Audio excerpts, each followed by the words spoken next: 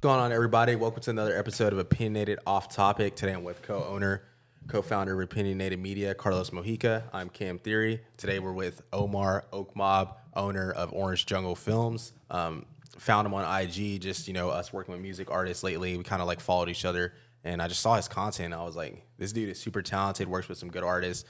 Always cool to see people chasing their dreams, and I really like your style. It's like kind of like that vintage like style. So we're gonna, interview him, chop it up with him, get to know him, and hope you guys enjoy this episode. Hell yeah, appreciate you having me on. Yeah, of course. I appreciate you. Thank you for taking time out your day. Like you said earlier, you're a busy man, so Sort of. we appreciate it. Yeah. It takes time, man. Especially like what you're doing. Like the whole, post production is probably the longest thing, but everything takes time, and it's a grind. So. Yeah, that's facts. Busy man. Did something last night when we didn't even know it at the time, but crazy. I was with one of our homies. So then you have that. Then you have another one tonight, another one tomorrow. So you're a busy man. But yeah, so thank you for taking time out your day. Hell yeah, bro. Appreciate it. But just give us a little backstory, where you're from, to basically what you're doing now. So I'm from Houston, Texas. I grew up like playing basketball, like just trying to get to the league and shit. You know what I'm saying?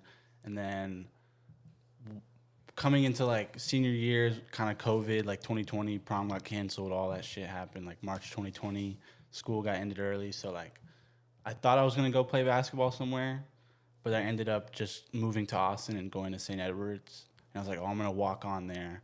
That was like my whole intention. I was like, it's a D2, like I can easily walk on. And then like the first year I was just like trying to walk. I was like still in that hooper mindset for the first year, but I was like studying marketing as well. Like popping Adderall, just reading the textbooks and shit. Mm-hmm. And then, like, I guess, towards the second semester is when I realized, like, damn, I'm not going to be, like, playing basketball anymore. I have to quit this shit. Or at least, like, in my mind, I have to say that I'm, done with this shit.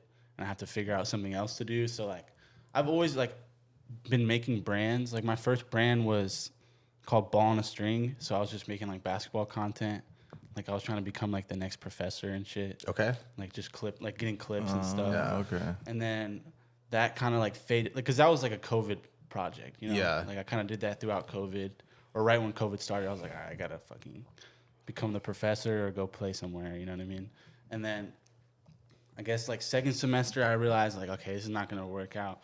And then I ended up making a brand for my homies, like, cooking. So he was, like, a chef, sort of. And he, like, made some, like, fire, like, Louisiana food or like NOLA food. Mm-hmm. So I made him like a quick brand. I made him like logos.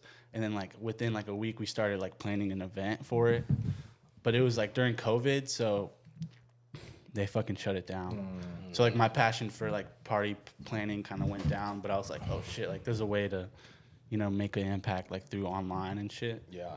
So from there, I guess I just like started making vlogs and just like Instagram videos that were kind of like artsy like films, I guess, but they weren't really like long form at all. And then July 2021 is whenever I like kind of started Orange Jungle, and tomorrow's actually like the 2-year anniversary. So July 30th is when I dropped my first music video. But like that summer of 2021, that's like my first like interaction with directing and producing my own stuff. Kind of like shot for some of my homies, and it was a slow beginning just because like there was a lot of stuff I didn't know, So like the editing was 8 times longer, the shooting was like 2 times long. You know what I mean? Like everything kind of started off slow, and then now I'm just trying to keep, I'm kind of just rambling. Yeah, no, you're good. Just keep, No, college was definitely like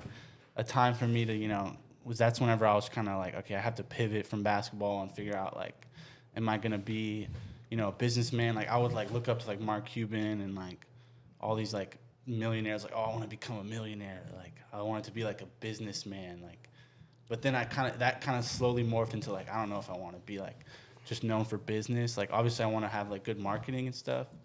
But then, like, I don't know. I guess I took, like, mushrooms or something, and then, like, I was like, I don't know if I want to be like a businessman. I'd rather just like be an artist and like creative and stuff like that.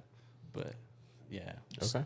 Younger, when you were younger, like in high school or anything, did you ever like pick up a camera or mess with like any like Final Cut or DaVinci or any of that? No. Sadly, no. I didn't have anyone that even pushed me towards it because I was just like so focused on basketball. Like I would like kind of like obsess over it in that sense. Like really trying to grind like every day. Like I had a trainer that was like obsessive as well. So like he kind of had like these insane workouts and like I don't know. I really wanted to go to the NBA. Like that was the goal. And then, yeah, I never picked up a camera until like I went to college and I took my mom's like family camera with me. So like that was kind of the beginning of it. What'd you shoot on then? It was a Sony A6000. Oh, okay. So it's like a really small vlog camera. Yeah. It's just still a good camera. Yeah. Like, I could have kept it until now and it still would have been like valid. Like yeah. It doesn't shoot 4K or anything. No. Yeah, no, that was my first camera, and then I started, or actually the what kind of got me to like go fully in is like I was like if I can figure out how to use Premiere and like create a video, like that's gonna bring me like endless work in my life. You know, if I just figure out how to use Premiere, like just that. So that was like the first journey for me was like figuring out how to fucking use Premiere, like spending hours just like trying to figure out the interface and shortcuts and stuff. You know. So that part was probably the hardest part in the beginning was just figuring out like the stuff in Premiere that I need to know.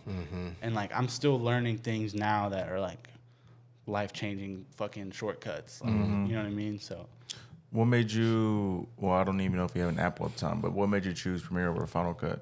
I think Premiere just looked cooler, or maybe it was like that one-time payment. I wasn't trying to pay the one-time payment. And then I just saw like a lot of other people using Premiere, like Cole Bennett and like, or I don't know if he uses Premiere, he probably uses Final Cut now, or like DaVinci, but like Brian Delamata had all these tutorials. Like I just already knew all these tutorials that were on Premiere, so I was like, I might as well just go on Premiere. But I think another good investment for me was my MacBook Pro. I bought in like 2020, and like that shit's really been pretty like crucial for me still, and like it still holds up with every project I do. So I think that's mine's a 2020 as well. Yeah, the M1 chip in it. Yeah, it's like the it's a little bit like the 17. Yeah. Like I think it's 17, 13 and 17. Or 17. Yeah. That one's still really good though. I need to like cop a new one hopefully this year. Yeah, the M1s are good still. I don't know if you can find an M1 because it'll be cheaper. Because like the M1s and the M2s are just still fire. Yeah, there's not like a big difference in them. Yeah, I'm gonna keep this until like I need to upgrade, basically. Yeah, I would keep it though. Just like even when you upgrade, like having two, like I want to have two laptops now. Like it feels like it would be a lot easier to like do shit. Like I can transcode on this computer and edit on this one or something. Would you ever like consider getting like one of those like Mac boxes and like having like a home setup with a monitor? Yeah, I should. I do have a monitor, but like it's for my MacBook. But like, I definitely need like an actual computer like that I build. Hopefully. Yeah, that might, especially since you're on Premiere, that probably might be the best route for you is to build, because you can get like Carl's. He's like really into computers. You can build, you can build a really nice computer that's way better than the MacBook for a lot cheaper. Yeah, you're just paying for like the brand and then also like the accessibility. Like Mac, it is nice to be able to just airdrop shit back and forth and stuff like that. Yeah, that's why I'll keep my Mac and then because I'm gonna switch over to, because we are on Final Cut right now. I'm gonna switch over to Premiere. Excuse me. But one, I need to get the Asus Art monitor, just because it's like the closest to like a Retina screen. So the colors on it are really good. So if I color graded on my monitors now, it just wouldn't. It would look good on that monitor, but once it exported and watched on something else, it wouldn't look good. Yeah, no, I usually color grade on like the actual like Mac screen. Because the Retina screen is like the best to color grade on technically, just because the Mac has the best screen. But the Asus Pro Art, it's a monitor. It's like $600 for a 27-inch or something like that. Oh shit, that's fine. Yeah, I need to look into that. Yeah, that's what I think. That's what like everybody else uses. That's not using the Mac as Asus Pro Art. Like the guys at Pouch 6, like they have those. Yeah, they use those. Yeah. But that's because I built a rig and I basically maxed it out for everything at that time to edit on that. So when like he said, we're almost out of here, and once our lease is up, I'm gonna get a full-time filmmaker and then just learn Premiere. from that. Yeah. Definitely. I think Premiere is just like, for me, it's easy to switch between like Premiere and After Effects, like the or like composing in After Effects, and then like sequencing is a lot easier for me. You can like color. I don't know if you can probably color code on Final Cut, like the clips You and can. stuff. Yeah, you can. Yeah. But I don't know. I feel like the Adobe Cloud, like with Photoshop and like all those apps together. Illustrator. Yeah. All those apps. I don't even use Illustrator, but like that shit's fire. Yeah. Because you probably just use what Photoshop. Photoshop, After Effects, and then Premiere. Yeah. And then like I learned Adobe Animate, which isn't like I haven't used it too much, but like for school I was studying animation for a little bit, so they like taught me some of that. That's dope. That's fire. Yeah. Do you like ever draw inspiration from? Do you watch anime at all? I watched like Courage the Cowardly Dog, like fucking SpongeBob, Like cartoons. That cartoon. Yeah. Do you ever draw inspiration from like that? When like. I mean, not yet, but I definitely want to, like, cause the angle, some of the angles in these cartoons are like, you can't really get them on a camera technically because they're drawn. So it's just like cool to like take from, like, even like fight scenes in anime are like kind of cool to take inspiration from. Like, so I've seen a lot of directors do that, and then, but for me right now, I'm just like, I haven't taken too much inspiration from cartoons that I would like to. Gotcha. Yeah, because I mean, while I was talking to our main videographer on the way to the concert we shot last night, and that's what I was talking about. I was like, bro, like, because we were talking about Naruto at the time, and I was like, it was just ahead of its time, like with the art and the angles that they did during, like, back when what was it came Like out, in the late 90s. yeah, late 90s, turn 2000, like that was ahead of its time, and it was like just beautiful. Yeah, that's facts. I watched like 8 episodes of Naruto, Yeah. and I was already like, okay, this is fire. Yeah. It's the once you it sucks because like you kind of look at everything like differently once you start editing and then like using all this stuff, and then like when I watch stuff now, I'm like, damn, like that was that editing and just the way they put the flow everything together was really nice. Have you seen the movie Everywhere All at Once? I haven't. It like won all those awards last year. Yeah, I need Bro, to watch. I still want to watch That movie, like you said, like the editing and like when you like get into this and like knowing what it takes, you're gonna watch a movie and just be like mind blown because it is crazy. Apparently, they had like 6 or 7 people just working on the VFX. Like, Yeah. it wasn't even, That's like, a full house. wild. Yeah. Yeah, it's pretty wild. Yeah, no, that studio knows because that was an A24 movie, right? Yeah, bro. Yeah, that studio knows what they're doing. Yeah, they find like the best director. And it's like they're not like high budget, like Nah, they're like an indie film, but they're, yeah. and they're like, apparently they're the only company right now that's like paying the actors and the writers like the fair amount that they asked Yeah. for in the strike. I just read something the other day. Oh, the Miles Morales movie, it's suspended indefinitely. That's crazy. What? For Yeah, real? Why? because, I'm pretty sure because all the strikes that are writing going on. Oh, the writer strikes. The writer yeah. strike and then the actor strike actor now strike too. now, yeah. Shit's It's wild, crazy. bro. And it just sucks because it's like you would think these people are getting paid what they're getting paid, especially for movies like Marvel, for example, because those are some of the biggest movies ever. Yeah. So it's like people who are writing these stories, and then you go see the box office did so odd million. Yeah. You would think these people are getting Paid. good money like that. Yeah, it's also like the residuals on like streaming services and like TV shows, and like apparently like extras aren't getting paid, and like they can like start using, instead of using an extra for every day or like using background actors for every day, they can like use them once and then scan their face with AI and like put them into like the next episode. So they're like, what the fuck, like that's I literally feel like that's illegal. yeah, that sounds like some fucking illegal shit. So, Yeah. like That's obviously- wild. Yeah, it's wild. That's insane. It's like that's another wild. thing they're fighting for. I mean, it's also, I guess, different too, depending on the budget, because like Oppenheimer just came out. Yeah, I haven't seen And that shit. I want to Yeah, I watch wanna that see too. that too, yeah. That the budget for that movie was $100 million. Yeah, which is like kind of low for Christopher Nolan, right? Or I don't know what his other budgets were, but I don't know. 100 million is like kind of crazy still. That's a lot. Yeah, Yeah. the budget for that was $100 million, and I think weekend one, it made $174 million. So like, yeah, $74 million is a lot of money, but like for something that costs $100 million to make, Yeah, no, like that shit's good. $74 Yeah. million, and you have to distribute that out through whoever. Yeah.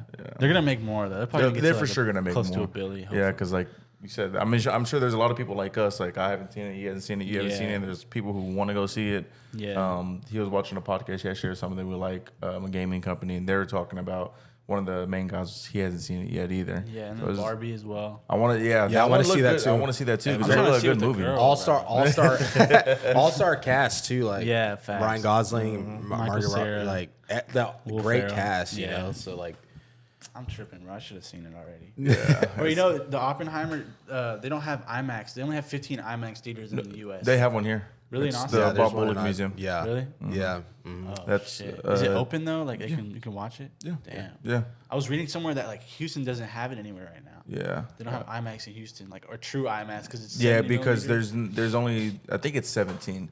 Oh, yeah. There's 17 movie theaters. I don't know if it's in the world or the United States. That's a true IMAX. Yeah. And then the Bob Bullock Museum, it's in downtown. Oh, shit. That one's a true IMAX movie theater. Fuck, I need to see that. Because it's what shot on like an IMAX camera, right? shit. Yeah, it's Yeah. like 70. Yeah. So the screen has to be like 70 feet tall. Yeah. Yeah. Yeah. And like the IMAX in Houston that they have right now is like 50 feet. I've only seen one IMAX movie, and I think it was like one of those like animal movies, like I think it was like the one by Disney. What's that called? the Like, Penguin one.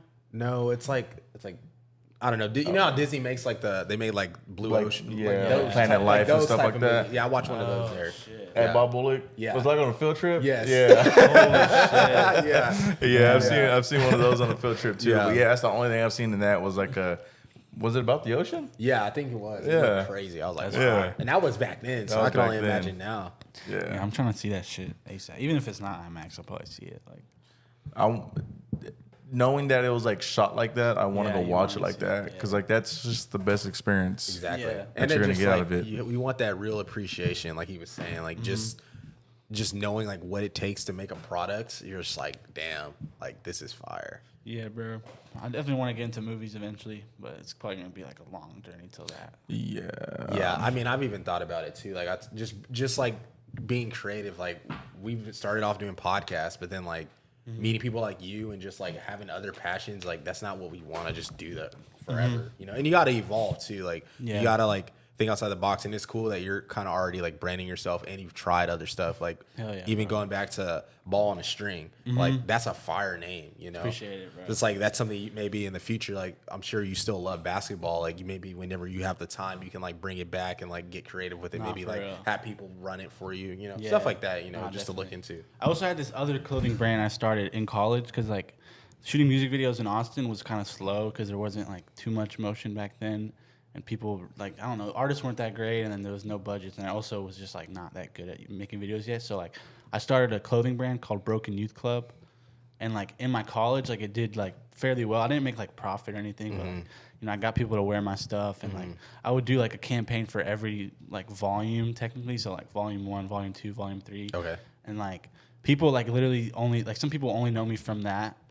And like when I stopped doing it, it's just like it just shows that you don't need to be like attached to anything necessarily. Like just do it, like put out like 4 or 5 brands and just like see like which one like you fuck with. Because I was running Broken Youth Club while I was running Orange Jungle, and Orange Jungle only had like 700 followers at the time. Broken Youth Club had like 400, and like I was just like trying to juggle both, and like they both were kind of 2 separate entities, and like but it was just like fun to like try it out and like test out things. Was Orange Jungle a clothing brand before it was a film company? Or has it always been a film company? It's always been film. I knew I was gonna do merch though. Okay. I just like I named it Orange Jungle Films because it's like an Orange Jungle in fucking Europe. So like I had to name it Films. Gotcha. But I came up with the name like in my room, but someone else came up. What made you like come up with that name, Orange Jungle? So I wanted the initials OJ because my name is Omar. My friend's name was Julian. So like we had like I wanted to like make rap too. I was trying to like make music. Yeah. So I was like, I'm gonna think of like 20 different names with OJ. So there was just like a list. I don't know where it is anymore, but there's like a list on my phone somewhere of just like things with the initial OJ. OJ. That's fire. Yeah, and I was like, I like Orange Jungle. Like that shit really stuck with me. Yeah. Because I tried to do something like that when we first started this. Because my first name's Carlos, his first name's Cam. So I was trying to do something with double C's. Yeah. And then I don't know. I just said opinionated one day, and it just kind of stuck. Yeah, I fuck with that. It's definitely. Yeah, it just I was like, because what we first started off was like a sports podcast. That's what it originally was, and then we just not that we had more fun doing these, but they just I don't know, they just hit differently doing like with guests. And like small businesses and stuff. Yeah. And so I was talking to one of my friends at work, and he was like, "What's it gonna be called?" I was like, "Oh no, it's gonna be sports." And then I was telling him. Then when I was telling him, I just said, "Yeah, sports are just all opinionated." And I kept talking, but like I was talking, but in my head, I was like, "That kind of sounded cool." Yeah, no. So then just opinionated suck. Yeah, Been like no. that ever since. That's how it is, bro. You just gotta start a brand, and like even like you can't just be like, I don't know. You just gotta have hella ideas, bro. Like, cause some people can't even come up with like one idea, or like they'll come up with like one idea per year or something. Yeah. You know, but it's better to just like be less of a perfectionist and just like come up with hella shit and put it out, and then whatever you fuck with, like you just keep adjusting. You know what I mean? Yeah. Someone's gonna think it's dope. Yeah, like someone's gonna fuck with it, and then like later on, there's gonna be a project where you look back at the project you did that didn't work out like how you wanted it to, and you'll be like, we can take these pieces from that project and put it into this new one. You know, that's kind of like that's been my whole thing since I started. Is like not reusing, but like reusing, but in like a new way, and just like taking inspiration from other people, but also myself and like what I've already like learned from and stuff. Yeah. I mean, how we were talking about it on the last podcast, like you're not gonna invent anything new. Like everything's been tried before. Everything's been done before. So like you can do the same stuff as other people, but you just got to put your own little twist on it. Like I'll give you an example for the flag signing. The same guy that we watched I was talking about, they had a studio, and every time someone new came to the studio, he would take a picture of them, Polaroid, and have them sign it and put it on the wall. That's fire, bro. So I was just like, I should've fuck done with that, that bro. idea, but instead of doing the picture and that, we did that. And then like once the flag fills up, we might do something like that. But it's like you gotta like come up with different stuff to kind of evolve your content. For me, like I watch this podcast called like Squad Brunch Podcast. They're the boys in '98, which they like tour around college campuses and stuff. But like they have a podcast and they have like really fun segments. Like they'll do like a draft and like drafting against each other. I'll do like their Mount Rushmores of like a specific topic, start, bench, cut, tier list, whatever. And we have another show called The Round Table, and it's like we're trying to like brand ourselves more because obviously like, we can interview dope guests, talk about sports, but at the same time we want people to come to us for like our personalities and like who we are. So we started like another show where it's like kind of like relatable topics that people can kind of talk and have engagement with, but it's like you get ideas from that from like learning from your peers, you know. Like I feel like that's super important. A lot of people think they just know everything and they can't like learn and adapt. Or even like when you came here, it's like you're like, oh, I don't want to like overstep, but it's like we're open to listening and learning, because I mean that's how you grow and that's how you get better. No, hell yeah, bro. And I think like being unique like comes with time too. Like you're not gonna just like immediately come out the gate like fucking blow up, bro. That's what I thought. Like the first year that I started, I thought I was like bound for something at the end of the year, but that shit's like retarded. Not retarded. That's a good word, but it's just like not like a smart way to think, and it's just like, bro, like just get out of your head, like just put in the work and then slowly build it, all that shit. Yeah. Then you kind of learn that it's like that. Then you have like a different respect for people who have made it. Yeah. Because it's like, bro, I've been doing this for a year, and I don't know, weird numbers are, just say 200. Like, I only have 200 sales. I've been doing it a whole year. Like, I'm going nowhere. And it's easy to give up, too, is the thing. Yeah. And it's very easy to give up because it's like, I'm doing this, but, like, the traction is just minimal every time. Minimal every time. But, like, you know how much it takes to put into it, and then what you receive is, like, nothing. Yeah. But like Nipsey always said, like it's a marathon. It's a slow grind. Like it's just something that you just have to continue doing. And you have to just stay disciplined and keep doing it. That's why a lot of people like will start all this stuff, but they'll stop because they don't receive anything. Yeah. And so like they just aren't. They're like, it's not for me, or like, I don't want to do this anymore. Whatever the case is. But then you got people like Cole Bennett who like stuck it out, kept grinding, and look at him now. And now you see like how much he's evolved. Like we were talking about off camera, like you have to like continue to get into other stuff, like getting into movies, like for us getting into different shows, different forms of content. You have to do that because you kind of just do the same thing. Like you could dominate that lane, but like, I mean, we're all human. Like you don't want to just be like a podcaster for 30 years or a video director for 30 years. Like you can take that and put it into other stuff, direct movies, or us curate different shows, like cooking show, whatever, you know. So like that's super dope. I'd be renting a lot of lenses too. Like that's always that's a good route, especially like to like learn what you need and then also to get a job done, like, hey, like I just got to go rent it until you can get your own, you know? Yeah, There's and nothing we're wrong just with like that. if your body and your camera, like, you're not satisfied with it, if you shoot like 10 videos on like a shitty, like with shitty lighting, shitty lenses, shitty everything, but you shoot one video that's like with Perfect. a rented out rig and it's like really good, that's just gonna boost your production quality, like, Yeah. rather than putting out like a bunch of just like or not settling. I don't know. It just depends. Like I was taking losses on like most of my videos, but that's like because I was in a position where I could. Sometimes you have to. Yeah, like I have parents that support me and stuff. Not everyone can do that, but if you can get a budget and like you have spending money already, like I would say like put some of the budget into like the video itself. Like even if you don't take as much home. But like I don't know, it's just I usually do that. Too, like also like upgrading your equipment. Like you can, when you do find the right clientele that can pay it, it's like, all right, well I have this body, this lens. Obviously my work is like this, so the price is a price too, you know. At some point, now, you can definitely budget out like rentals for people. Like once you get to like bigger budgets and stuff, I haven't done any of that yet. Like I kind of just put in the treatment. Like, all right, we're gonna shoot for 2 hours. Like I don't ever put like the rental yet, but in the future, like I'm pretty sure like you can do that. Like Yeah. this is how much I'm gonna cost the materials and transportation, driving, like speaking on that a little bit, I guess, like, so when you shoot, for example, you shoot someone's video, you get it back, and then like when you start the editing process, I guess, like take us through your editing process, and then also like about how long does like a video take you on average?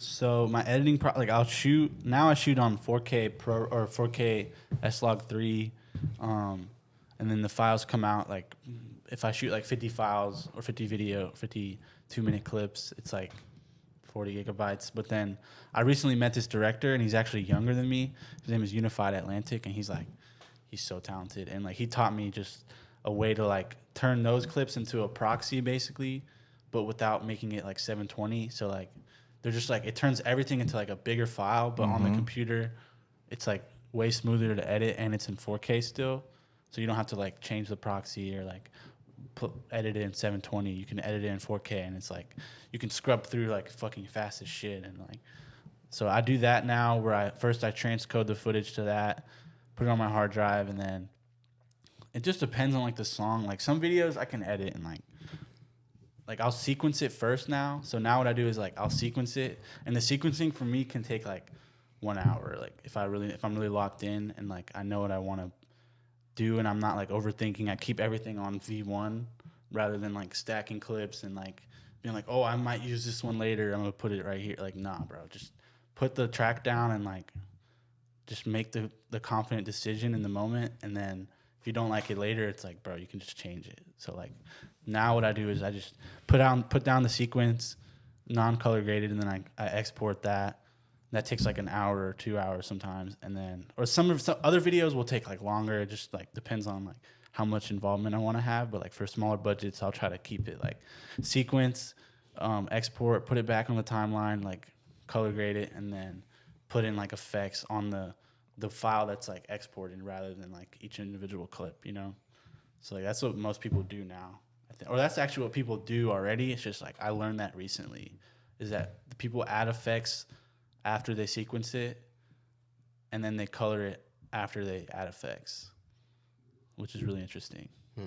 Yeah. And then like with my monitor now that I just got, I can put the LUT that I want to use in the edit. So I have like eight LUTs on my monitor that I can like swap from. So when I'm setting exposure, I can just get the exact exposure right rather than guessing with the ProRes or the S-Log files, because it's super like contrast. I can get the exact exposure right, so whenever I put it into my computer, I can just put an adjustment layer and then put the LUT on that I was using while I was shooting, and it's just like, boom, you already have like the exposure that you want. So that's gonna speed up my process more now too, because like I wasn't doing that until I learned about it recently, like a month ago. So how does the monitor work? because I know you put like an SD card in it, then you hook up the HDMI to your camera. Do you still put an SD card in your camera? Or does everything record to the monitor? No, the monitor. Or is it both? There's some monitors that have external like recording, which those are like the Optimus Ninja V. You can record through the monitor, but for my monitor, it's just like that's powered by itself, and then the camera's powered by itself with its own SD cards, and then you just plug the HDMI, and it's basically just an extra display. So like, just like the way like a computer works with a monitor. And Gotcha. then, like, I can still like look at the viewfinder on the camera, but the monitor's there for like, false color and like all this other like random stuff. I can like choose what crop I want to use, but it won't like affect the final image. It'll just show me what I'm looking at, Gotcha. But, yeah, some monitors can record though, like, but mine doesn't. It's just like powered by a battery. Put in an SD card for like LUTs, but you can take it out after you upload them and stuff. Gotcha. Yeah, because me and our other videographer were talking about it because that was like one of his. He was like, "Oh, I need to get a monitor," but he just kept like getting lenses and then just like paying those off because they're expensive. So that's been his thing. But I think he's gonna get a monitor here soon because he's been like slowly but surely just putting his little rig together. He got a cage and then and he's been just working on it since. And I think his next big purchase because they're the cheaper than the lenses is the monitor. Yeah, bro. The monitor, like, even if you like, the monitor's the move, and it also just makes like clients be like, oh wow, he has a whole setup. They just look professional. Yeah, it's way like it's the move for sure. So what made you? What was it that stuck with like what you're doing now? Because you started all these clothing brands, you started the basketball thing. Like, what was it that like, this is what I want to do? I think I realized that like I want to make videos. I want to be like a filmmaker. I want to be like making movies when I'm older. And I noticed that like a lot of directors start off in music videos. Like David Fincher, you know David Fincher? He like directed Fight Club and like Gone Girl. Okay. And, but like he started off making music videos, and then he ended up making movies and stuff. And same with Cole Bennett. Like he was obviously a big inspiration. I was like, okay, he's probably considered one of the best filmmakers in the world or even in the country, but he's not doing movies yet. So it's like, I feel like raising your capital is like, as a director, is like super hard. And like, you can obviously go the commercial route and like just do commercials and do that. But like, I don't know. I think it just seems like the most logical like route for a director right now is to start off in music videos, get their style there, and then slowly transition into movies. Because I mean, a lot of these really talented directors are like 25, like 26, even like 20 or like 21, 22. So I think in like 10 years, like a lot of those people are probably going to shift into like film or doing other stuff. But yeah, it just seemed like it was the most reasonable for me because I knew I wanted to be in film. So in the beginning, like I started off not even making music videos. I was just doing like videos in general, like, and I was a PA on a feature film. So like I got to see that firsthand, and I was like, wow, this is so fucking cool. The whole crew here is like having a great time, but they're working and not getting paid, but they're working on something that they're passionate about, and it's a big deal, So that was like kind of that was the first thing that really stuck with me. It was like seeing professionals work and like where I could really take it if I just keep going. Yeah. Cole Bennett's he's a weird one because it's like, I'm sure if he's gotten the opportunity to make movies, but he's just, if he doesn't want to do it, he's not going to do it. Yeah. And just because you're giving him a bag, he's not going to take it. Like the same thing with like Apple when he did the iPhone videos and Apple offered him a bag. It's like, no, like I'm only going to do what I want to do. Yeah, that's probably true. Apparently someone offered him like $300 million to do something, but they like the management at the company switched up and they were like, nah, we don't want to work with Cole because he hasn't done a movie yet. He might be trying to start his own movie. Yeah. He did a short film recently. The short film was fire. That's and, like, a movie, like and he's done like, he's even done like the short films with Lenny, like the claymation projects, stuff like that. So it's like, and obviously his music videos are ridiculous. So it's like you have all these buckets. It's like obviously he's capable. Like he directed the Minions thing too, the little trailer or whatever. So it's like he's obviously capable. It's just like Carl said, it's more of if he doesn't want to do it, he's not going to do it. And I guess that takes me to my next question for you is, have you like met artists and worked, I'm sure you have, but have you met artists or worked with artists where you didn't really like the song, but you just felt like you needed to do the project, or like, how do you go about that? Yeah, I've done a few of those, but thankfully I haven't done like too many where I felt like I was in danger, you know, because a lot of these videographers start off with like a gun pointed in their face, but I honestly haven't done many videos where I'm like in that environment technically. But yeah, I've definitely shot songs that I didn't fuck with, and you know, it's kind of like sometimes you do it for the money, like, but I don't know. It's just, it's weird. I don't want to shit on people's music. Yeah. No, it's hard because it's like, yeah, you don't want to shit on people's music, but at the end of the day, you can't work with everybody. Yeah, is the no, thing. for Like sure. you have to say no, and it just sucks. Cause it's like, I won't post it. Like if I don't like the song, sometimes I won't post it. So I've done videos where like I didn't even put it on my story or anything. Like you made it, sent it to them, but you didn't like promote it on your own. No, yeah, I haven't done that. Or I do that. I mean, so Yeah. I'll do that with like shitty songs. Yeah. But no offense. No, yeah, understandable. Yeah, I mean, it's hard because it's like you don't want to say no because like for one, it's like sucks saying no, and rejection sucks, and two, it's like why are you saying no? You don't think I'm good. You don't like my music, whatever the case is. No, I only say no if like the money's not like if they're, you know what I mean. Like if they're gonna pay me, I'm gonna say if they're gonna give me like the right budget, I'll be like, let's do it. But like the people that suck usually are offering like really small budgets. Some little small budgets, yeah. Yeah, so it's not like I'm saying no to like out of any other reason than just like a business perspective. You know, it's not like a personal no. You know what I mean?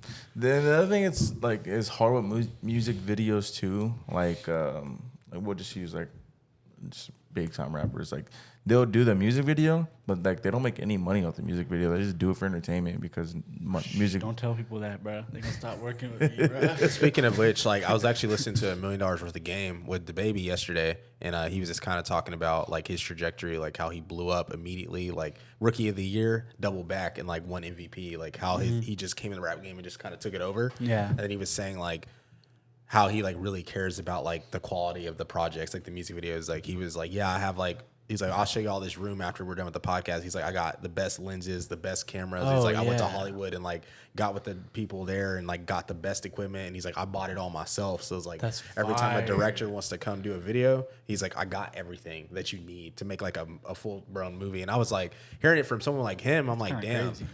I wonder like if that's like artist mentality, like, cause he's obviously made a ton of money, but like for him to invest that much into just like the video, and like you just said, a lot of artists take losses or on the videos. It's like, I wonder if people like even think about that, you know? Yeah, no. I think once you get to a certain budget and a certain point in your music career, like the music videos are gonna bring you a return. Like that's why people shoot them.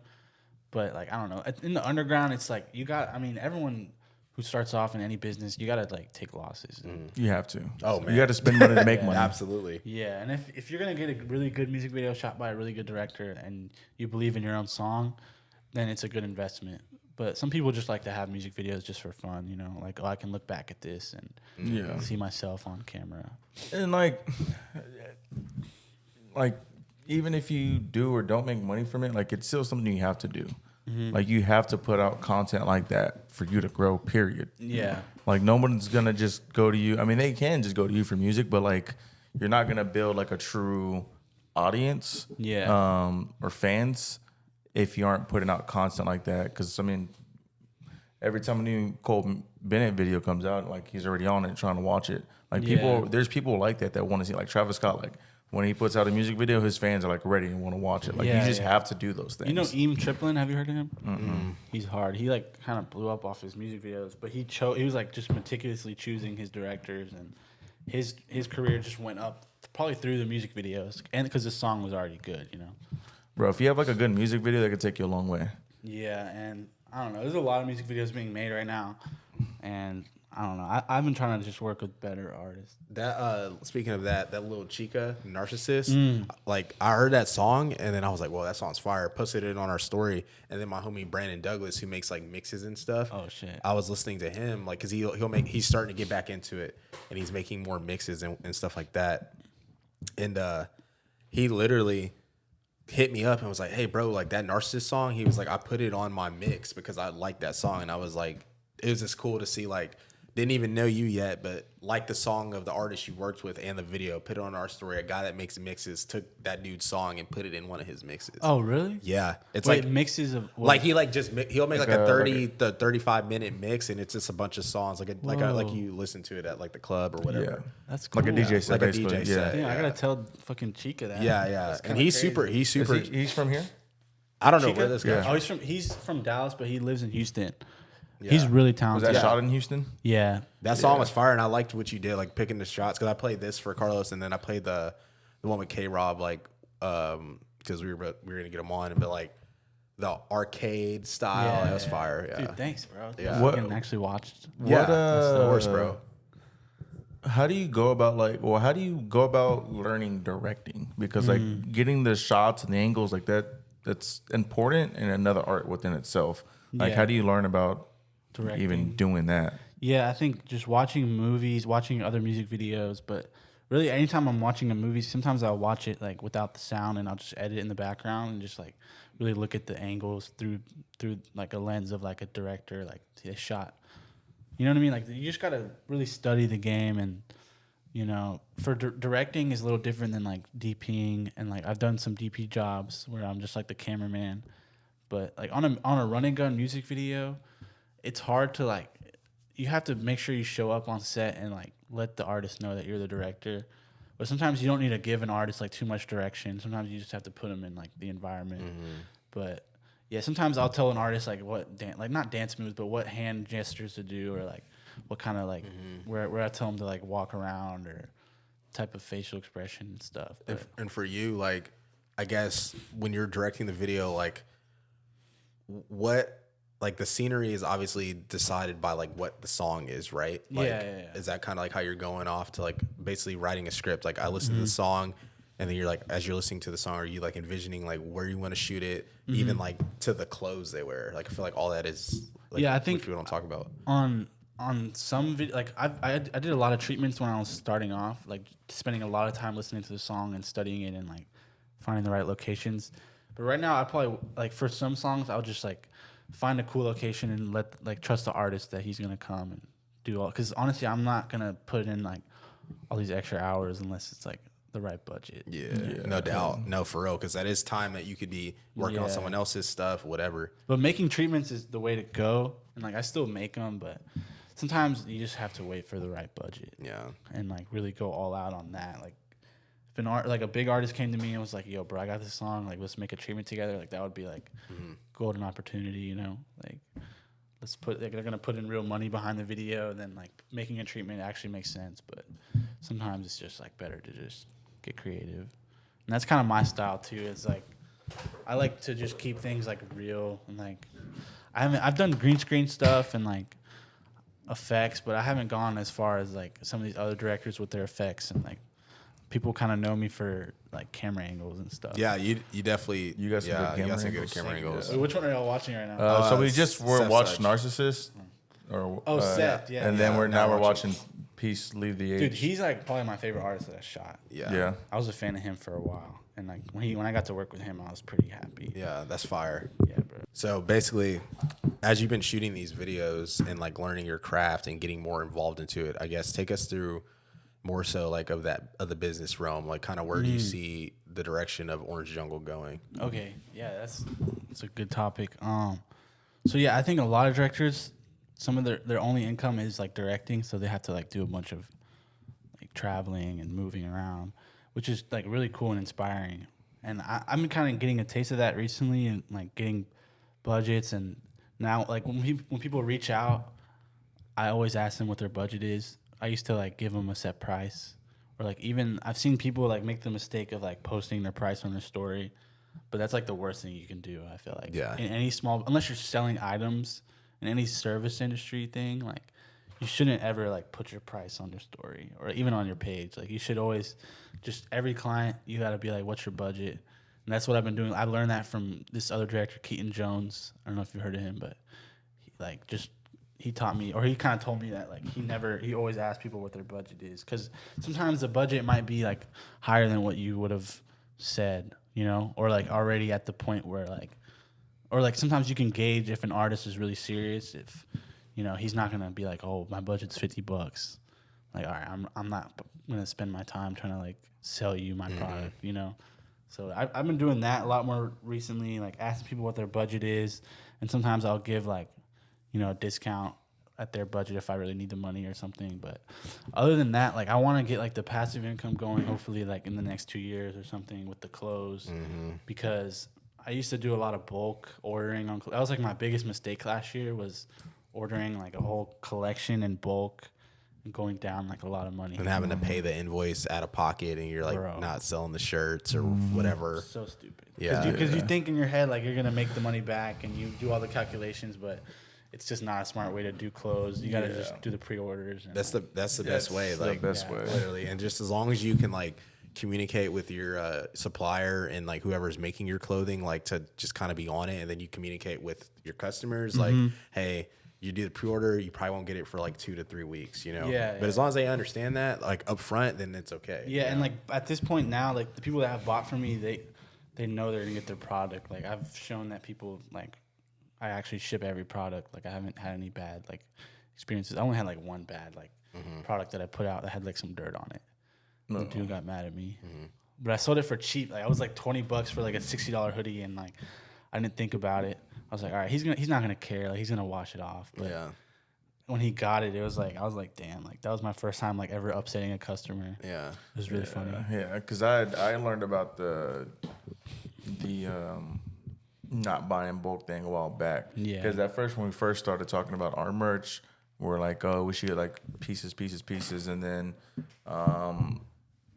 I think it was from the same people or the gaming people we watched. One of their guys said how he did it, and it was, I think he said how he did it, but it was just he has a pre-order go out for X amount of days or hours. Then once it closes, and then that's how many pieces he has to make. You don't have to like guess like, oh, let me get 50 large, 20 smalls, 30 mediums. Yeah. The thing is with bulk, the advantages are like customer service, and then just being able to be like mobile, going to do pop-ups and stuff. I've done like 4 or 5 pop-ups, and they've all like done well. Maybe like 2 of them weren't that great. And it's cheaper. Yeah. It's like, I don't know. Having the items is good just for like events. If you have an event coming up, or you know that you're just gonna pass out these shirts, or Yeah. I mean, one of our homies, Float and Toe, they got a cool brand they're from Alabama.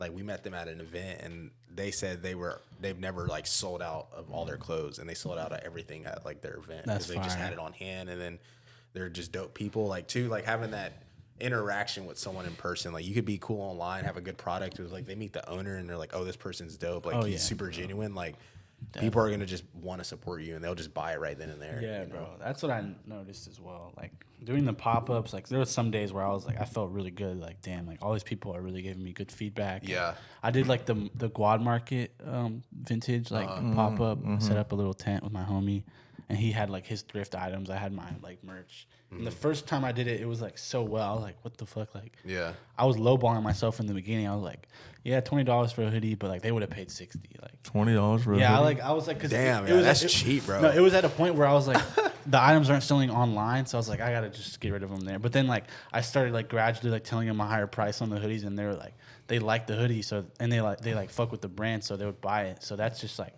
the advantage of selling in person versus online. Plus, too, with like pricing, like me and him have talked about pricing. Like, I look at it as like it's one of those things you kind of just gotta like set your price immediately. Like, if you've never dropped a product, like this is the price, especially with clothing. This is the price. Like, don't go back on it, because nowadays we talk about it all the time. Like people are getting shirts for like $50, no problem. Hoodies $100, no problem. So it's like if you can make something reputable, like and make it close, like just charge them something similar, or like maybe 20% cheaper, and like people are still gonna buy it. You know? I'm guilty of it. I mean, I bought a hoodie not too long ago. It was $85. Yeah, that's a cool hoodie. But like the thing is, for one, I bought it from just the because I fuck with the organization, but a lot of people are, if they like it, they're gonna spend the money on it. And then 2, if they like it and they're your fans, they're for sure gonna spend the money on it. No problem. No problems asked. Definitely. Yeah. That's like that's the goal, is hopefully just be able to free myself up with just other income, you know. 'Cause Yeah. directing is fun, but I don't want to do like You had to have just multiple streams of And income. it's just like not a consistent lane, especially like until you like really make that noise and like get to work with artists that have budgets. So what we talk about all the time, like a lot of these artists don't make a lot of money. Like they're struggling artists, and most artists don't have the funds because they gotta outsource so much stuff themselves. So a lot of them, if they're not like their own producers and engineers, they gotta outsource for beats, mixing, mastering. It's expensive. Like trying to be an that. artist is very expensive. Yeah, I mean, like Studio these artists, time. like I know artists that start off like they edit their own videos, but some of these artists don't even want to do that. So It's extra time that they could be put in towards something else. I think people think the industry is like pay to win, but you can pay for everything, but if like you don't have the respect, it's just not like, I don't know, it's just not gonna get you anywhere. Well, yeah, too. Like music nowadays is so different. Like, that's why I really respect Cole Bennett a lot, because bringing music videos to the forefront of like creativity and like exposure is super important. Like, yeah, you might take a loss on this video or whatever, but like, say you make a video for an artist here or wherever, and then they like blow up, go mainstream, but like you're the only one that has the video for that specific song, then like your brand gets elevated because they're like coming to your channel, or they're like finding out about Orange Jungle. Is like, oh, who's this director who made this poppin' song? Yeah. Then it just helps you long term get into like, oh, these other artists are like, oh, he did a song with so and so. Like, I gotta get a video with him because look what their song did. You know, like, so I feel like as long as you look at it hand in hand and kind of work with the right people, like for example, like our boy Sias, like it's super cool to see like y'all working together, because that's someone we really believe in, and he's putting the work in, and it's like someone like you, like you're super genuine, you're dope. Y'all like make something fire together, like it can help both of y'all elevate. Yeah, for sure. Yeah. I think, that's like on the nail for sure. I think the music videos are for the fans. Yeah. You know? And then like the artist has to just figure out how to make money, and that's where managers come into play. And, like, I don't know. I could never like give an artist advice, bro. Like it's hard. It's hard. It's just they're two different realms. Yeah, it's like you got to do like more. And I'm sure like a manager couldn't give a director advice on how to direct. I mean, it's the same thing. It's like it's just two different realms. Yeah. You can't just post songs nowadays as artists. Like you gotta do content. You gotta like make yourself personable, relatable. Like you gotta do just stuff like that. I think if you know a lot of people in real life, like if you go to college or like you're even in high school, it's way easier. But Yeah, it's all about the connections for sure. Yeah. If you're just like in your apartment and you don't know like 100 people in real life, it's just hard. It's easier when it's who you know. Yeah. For especially in that industry, if you know the right people, you're gonna get elevated. For one, it's just like you know people. Two, if you know these people that already, I guess, have something, they just give you game on like, this is what you do, this is what you do, this is what you do. So you get elevated as an artist, and it just keeps going and going. Yeah, and you have to be likable. That's the main. I think that's the main thing. Yeah, like, that's a big thing. You can't be like, there's some people that just don't understand like self-awareness, and like never ask anybody something that would make them uncomfortable. Like try to like, that's just the main thing as an artist. Like always keep your like people have boundaries. You know when you're overstepping and you're like making someone like, never ask anybody for something that's gonna make them uncomfortable. Always offer yourself out. Don't ever like expect things to come your way. Like always offer yourself out first. Be likable, and the other big thing is be coachable. Yeah, Because I feel like it's specifically in the rap scene, I would say, a lot of people just don't care to get coached, or like just don't take like advice from other people. Yeah. Like, because they think like they know what they're doing, or they know it all, whatever the case is. that's how I was. I mean, first year, I thought I was doing everything right, but it just, I mean, Now there's a lot to learn. Yeah, like this There's a lot to learn. This year is my first year doing like as many videos as I'm doing.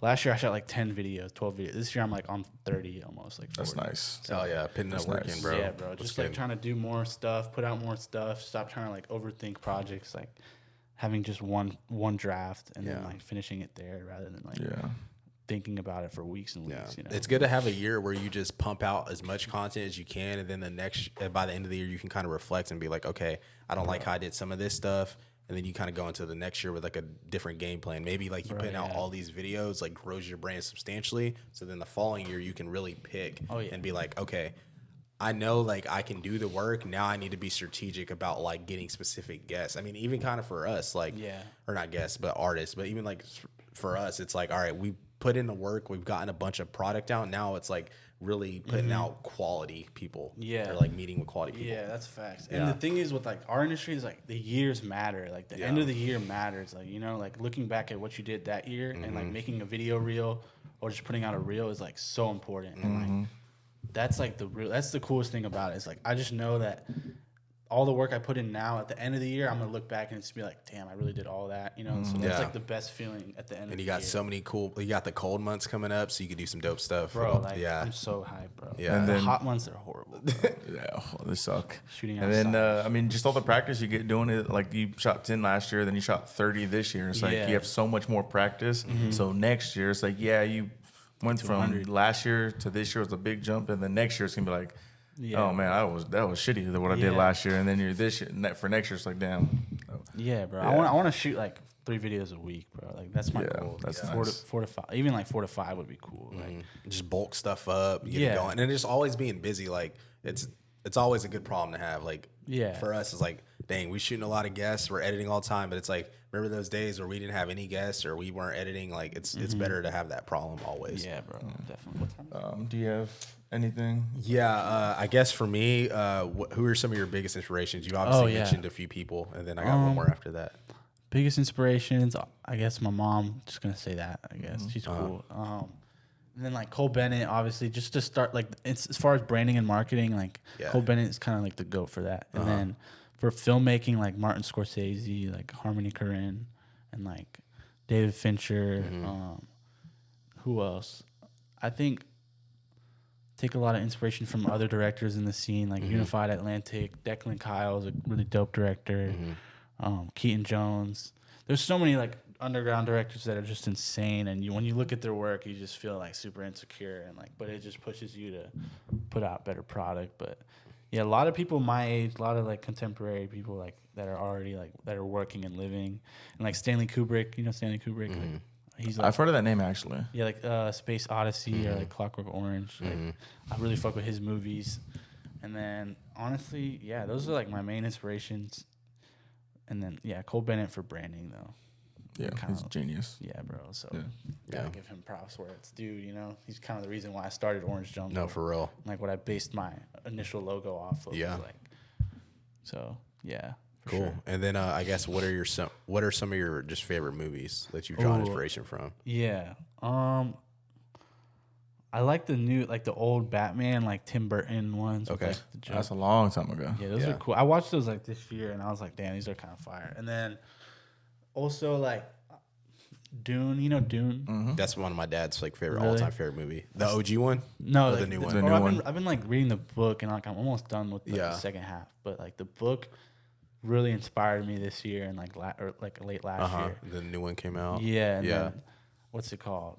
Yeah, I guess also like Clockwork Orange and like just like any Martin Scorsese movie, like Goodfellas and It's my favorite movie Fire. of all time. yeah, like those shits are hard. And then also just animations, probably like I don't know about too many things off the top, but like I just Yeah. take inspiration from everything. Like Yeah. even when I'm watching a TV and a commercial comes on, I'll be like, it's hard for me not to like analyze it, bro. Yeah. You know, because Yeah. it's like there's so much shit to just learn from. So many dope directors out here on Instagram, bro. Yeah. Yeah. It's kind of crazy out Man.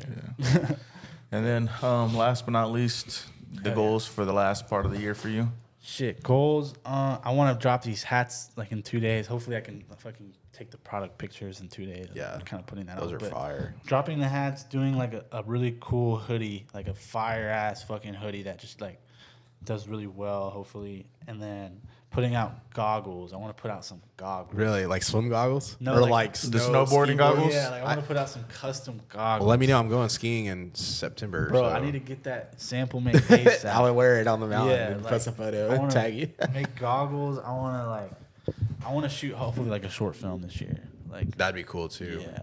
But honestly, like right now, just trying to work with bigger artists. Like I want to get at least one placement this year to the point where it's like, all right, I worked with a big artist this year. Like next year, like I'm not going to be scrambling for placements. Like that's really the main thing as a director is getting one cosign from a big artist is like all you need. Yeah. So that's what I'm kind of chasing. Is just seeing if I can get like a fucking fire ass artist to just trust me and I'll shoot it for free. You know what I mean? Yeah. You know what's crazy is you say that, but like, it's kind of opposite of Cole Bennett. And once you got that Cole Bennett cosign, like you made it. Yeah. That's Yeah. facts. Because he like built his brand up and he like was working with artists.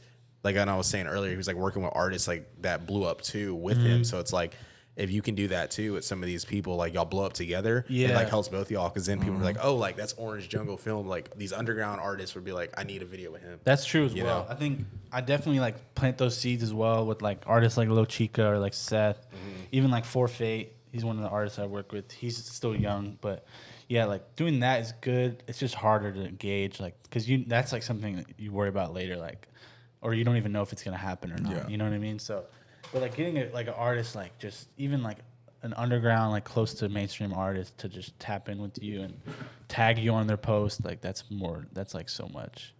You know, I want to get an Autumn video. You know Autumn?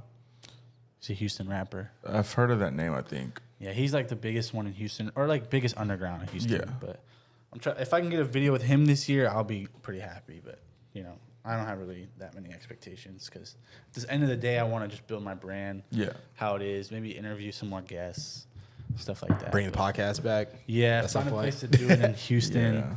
and just like make it like more efficient and like more enjoyable for people. I you think, know? think that'll be good too, because I know Cole Bennett, they had started Lyrical Lemonade too, like the other channel, and they were having like little interviews with some of the artists that they worked with, and I think And like Cole Bennett, he started off doing blogs. vlogs and writing. Yeah, so that was like my thing is like if I started a blog, I would just be copying him too much. So I was like, if I can turn Orange Jungle into like a creative like podcast where people know that if they come on my podcast, it's gonna be great questions. I'm gonna actually interview them like y'all are doing. Like y'all are actually interviewing me and like researching and stuff. Like that's been my main thing is with the podcast. But yeah, the podcast is a cheat code. Like I've met people through the podcast that I was watching from a distance like almost a year ago, and I was like, what the fuck? Like I just got to meet this dude and he showed up to my apartment. Like, Yeah, because it's like all you got to do is reach out, and a lot of the times, like people just like talking about themselves, so it's like very easy to if they're just to get them on. You know? Yeah, it's really fucking cool. Honestly. So Fucking love podcasting.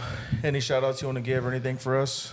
Shout out to my little brother Tarek if he's watching. I don't think he is, but my dad, my mom, fucking Unified Atlantic. Shout out him. He's a cool ass director. I'm about to go see them right now. Lil Chica, Forfeit. Yeah, that's basically it. Honestly, shout out them. All right. We're going to have all his stuff in the description down below. Go check out his work. Go follow his Instagram and YouTube page. Run those numbers up. Very creative, dope music styles. yeah, and you're ahead of the game. Yeah, you're ahead of the game for sure. Go check them out. If you're a local artist, give them a shout. Try to work with them. But that'll do it for your boys over here at Opinionated. We'll catch y'all guys next time. Peace. Peace.